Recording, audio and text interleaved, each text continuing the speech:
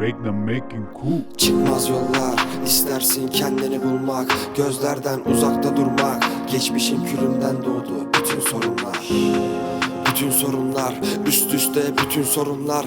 Güçlükte geçti o yıllar, gülümsemem bitti sonunda. Çıkmaz yollar, istersin kendini bulmak, gözlerden uzakta durmak. Geçmişin külünden doğdu bütün sorunlar. Bütün sorunlar, üst üste bütün sorunlar. Güçlükte geçti o yıllar, gülümsemem bitti sonunda. Kelimemi kesmeden sus ve dinle, hayatını artık koy kilit ve bitmek bilmeyen yollardan ve de olmasını istediğim sonlarla artık uzlaştım. Çekildikçe yozlaştım.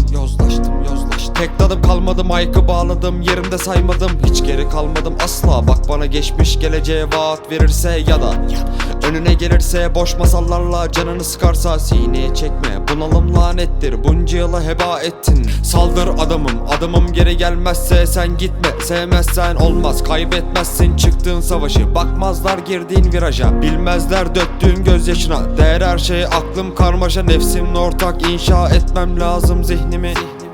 Bedenime zulmetmek aslında kendime küfür. Geçmişten kalan külleri yaktım, tek başıma sardım sigaramı. Her şeye herkese rağmen gülmezsen, ihanet edenleri yere sermezsen, yarınından vazgeçersen ve gül verenleri de sevmezsen, istediğin gelecek ayağına gelmezse dönersin, hiç yarının olmaz. Çıkmaz yollar, istersin kendini bulmak, gözlerden uzakta durmak. Geçmişin külünden doğdu bütün sorunlar.